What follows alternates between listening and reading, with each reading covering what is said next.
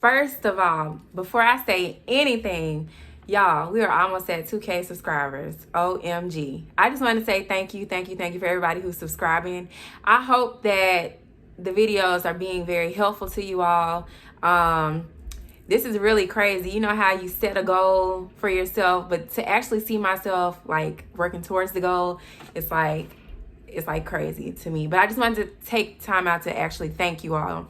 And for those who are new to my channel, my name is Mercedes. Because I never introduce myself, I just get right into the video. But now that we got that out the way, let's get into the video.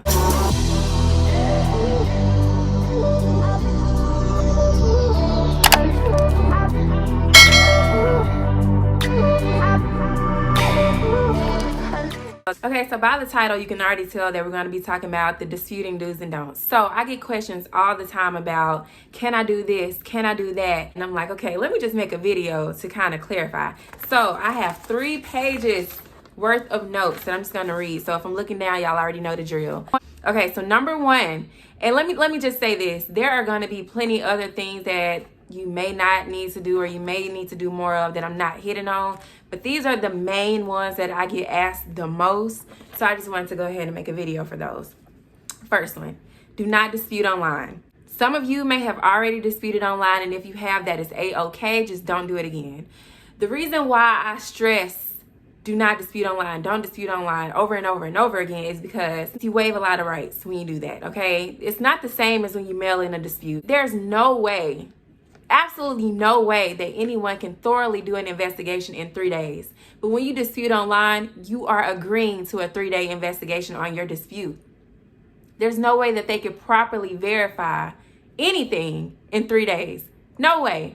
And another thing, you only get like what, 140 characters to explain your situation? Like, what is this, a tweet? Which leads me to number 2.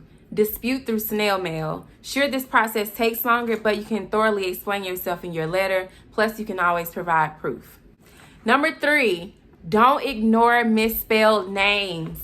Don't ignore inaccurate names. Any name that is not your name listed on your credit report, dispute it. Because mama named them Clay. I'm gonna call him Clay. The thing is with personal information is that your information that's in your personal information section links to the accounts that are listed on your credit report. So if you have inaccurate information listed in your personal information section, then that could link to accounts that possibly may not be yours that are listed on your credit report. So please, one name, one address, one phone number, one date of birth, one social security number, and your most recent or current employer. That's the only thing that needs to be in your personal information section. Got it? Okay. Number 4, direct all disputes to the credit bureaus first. Now, I'm not saying that you cannot contact the companies or anything, but I'm saying direct all your disputes to the credit bureaus first. Now, the only time that I feel like you need to contact the creditor directly is if you have an upcoming purchase, such as a home or a car.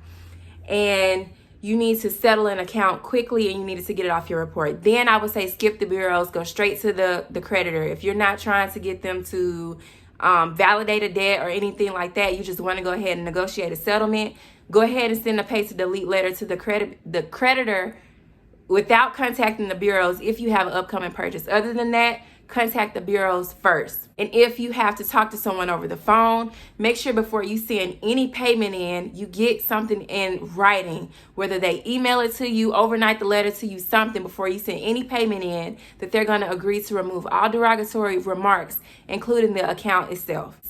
Do check all bureaus, all 3 bureaus, for errors and inconsistencies. Visit annualcreditreport.com. We have access to our free weekly credit reports until April of 2021. Take advantage of it. Do familiarize yourself with the FCRA laws by visiting consumer.ftc.gov. Don't dispute all of your accounts at once.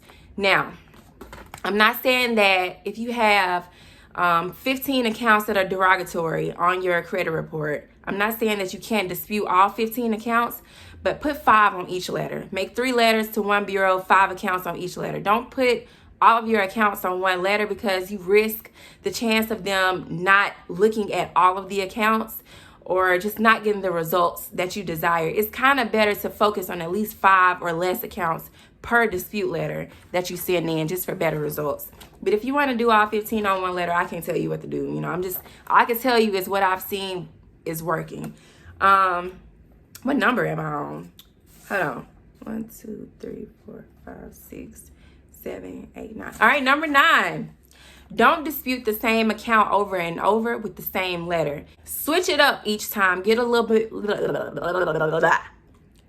Switch up your letters each time. Get a little bit more firm with each letter that you send. It could be the same letter, but add something to that letter each time and make it more firm. Like, you didn't respond to this in my last letter. Like, this is not what I asked for. You know, look, I'm getting fed up with you sending me the same thing. This account cannot be verified because it ain't mine. Like, add some extra words on there to get them to know that you're serious.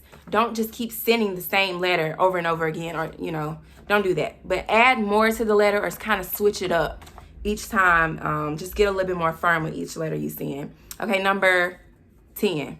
Do tell the credit bureaus the outcome that you would like when you dispute your accounts. So, please delete this account. Please remove this late payment. This account was never late. Please update this account. Please validate this debt. Please disclose your method of verification. I'm not saying numbers next time because I keep forgetting what number. But number 11, do not throw anything away. Keep all responses from bureaus, deletion letters, stall letters, verified responses, etc. Keep all credit reports. Look out for a re-aging of accounts. Stay organized. Get a folder for each credit bureau. Number 12, do follow up with bureaus and collection agencies, especially if they have not responded to you and the time has passed. Definitely follow up with them. If you send a letter, just all you have to say is something simple as this. Hey, I sent you a letter on January 15, 2020. You failed to respond and you had 15 days or 30 days. You did not respond. Look, I'm attaching my original letter to this letter. You can either respond by verifying the debt or doing whatever it is that you're requesting them to do. Or if you cannot provide the documentation, please delete this account immediately.